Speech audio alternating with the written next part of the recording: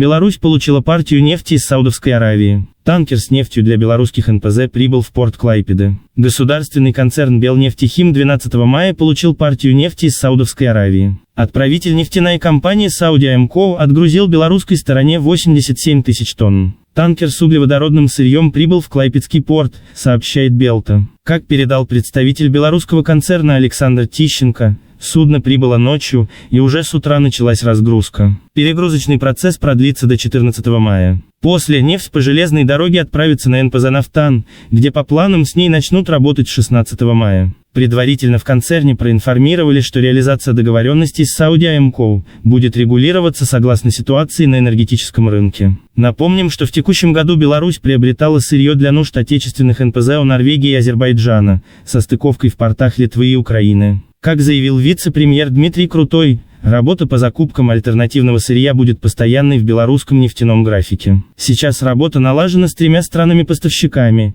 и белорусская сторона будет стремиться к максимально выгодным условиям в заключении соглашений, подчеркнул член правительства.